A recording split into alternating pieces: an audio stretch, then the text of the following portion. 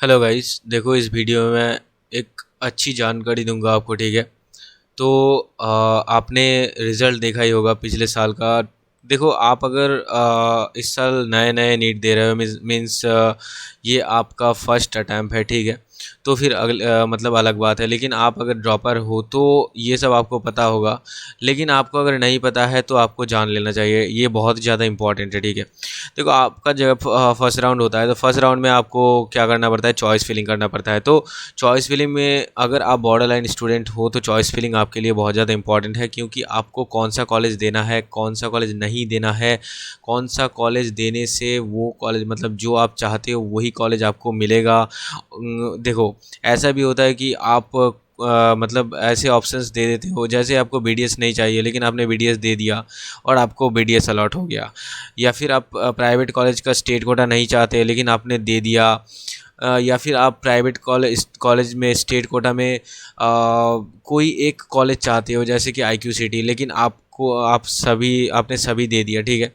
तो आपको कुछ मतलब कोई भी कॉलेज अलॉट हो सकता है, तो कुछ भी हो सकता है आपके साथ। तो इसलिए चॉइस फिलिंग बहुत ज़्यादा इम्पॉर्टेंट है। ठीक है। तो फर्स्ट राउंड में कौन सा कॉलेज देना पड़ेगा, सेकेंड राउंड में, इसलिए देखो आप काउंसलिंग सर्विस ले सकते हो। काउंसलिंग सर्विस आपको बहुत ज़्यादा हेल्प करेगा और मैं आपको अप टू कॉलेज एडमिशन आपको गाइड करूँगा। ठीक है। तो आप देख सकते हो, आप कॉल कर सकते हो, व्हाट्सएप कर सकते हो, ओनली 300 रुपीज़ में आप ले सकते हो। Registration fee payment, choice filling, locking, document verification, कुछ भी मतलब आपको कोई भी दिक्कत आए आप इजीली कॉल करके मेरे से कांटेक्ट कर सकते हो, मतलब कुछ भी। ठीक है। तो चलो ये तो हो गया। उसके बाद मैं आपको यहाँ पर जो आपसे बात कर रहा था, देखो ये है कि ये फर्स्ट राउंड का देखो लिस्ट है, 2020 का आई थिंक। तो यहाँ पर आप देख सकते हो, यहाँ पर जितने भी जो स्टूडेंट्स हैं, यहाँ पर स्टेटस जो है वो फ्रेश अलॉटमेंट है। ठीक है। लेकिन सेकेंड राउंड में जब आप जाओगे तो यहाँ पर आपको कुछ अलग ही ऑप्शन दिखा देंगे, जैसे रिटेन्ड हो गया, नॉट अपग्रेडेड हो गया, अपग्रेडेड हो गया, फ्रेश अलॉटमेंट भी है। ठीक है। तो इनका मतलब क्या है? ठीक है। तो रिटेन्ड रिटेन्ड का मतलब ये होता है कि उसने जो कॉलेज मतलब देखो, जिसका 9000 रैंक था उसको आरजीकर मिल गया और उसने अपग्रेडेशन के लिए अप्लाई किया ही नहीं, क्योंकि उसको आरजीकर मेडिकल कॉलेज ही चाहिए था, इसलिए वो आरजीकर मेडिकल कॉलेज में ही फर्स्ट राउंड में आरजीकर मेडिकल कॉलेज ले लिया और फर्दर वो मतलब सेकेंड राउंड में पार्टिसिपेट किया ही नहीं। ठीक है। लेकिन जिसका नॉट अपग्रेडेड दिया हुआ है, मीन्स उसने अपग्रेडेशन के लिए दिया था लेकिन उसका अपग्रेड नहीं हुआ, उसका यही कॉलेज रह गया। और अपग्रेडेड का मतलब उसने अपग्रेडेशन के लिए दिया था, उसका पहले अलग कॉलेज था लेकिन इस बार जो है उसको अपग्रेड हुआ है, मीन्स पिछले जो कॉलेज था, पिछले वाला कॉलेज, उस कॉलेज से इस कॉलेज में उसको सीट मिला है। ठीक है। और फ्रेश अलॉटमेंट का मतलब ये होता है कि राउंड टू में देखो, राउंड टू में आपको फ्रेश अलॉटमेंट मिलेगा, लेकिन कहाँ मिलेगा? लास्ट में मिलेगा। क्यों? क्योंकि लास्ट वाले कॉलेजेस में ही फ्रेश अलॉटमेंट होगा। देखो Shri Ramakrishna institute of medical college, यहाँ पर फ्रेश अलॉटमेंट हुआ है। ठीक है। तो फ्रेश अलॉटमेंट होगा उन्हीं कॉलेजेस में, लास्ट कॉलेजेस में ही फ्रेश अलॉटमेंट होगा।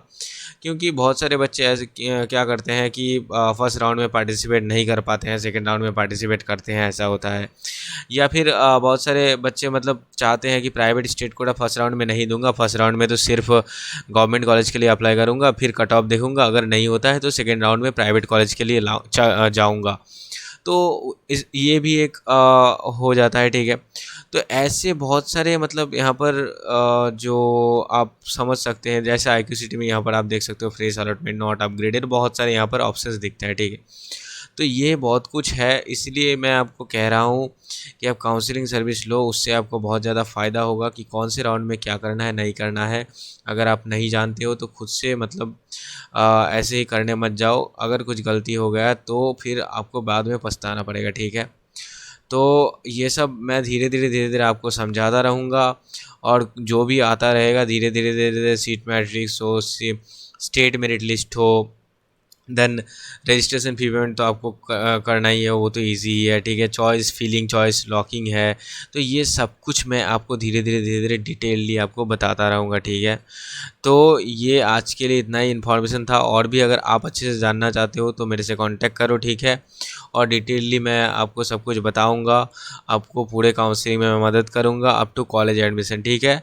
तो चलो फिर मिलते हैं, ओके बाय। आप डिस्क्रिप्शन बॉक्स एक बार चेक कर लेना, ठीक है।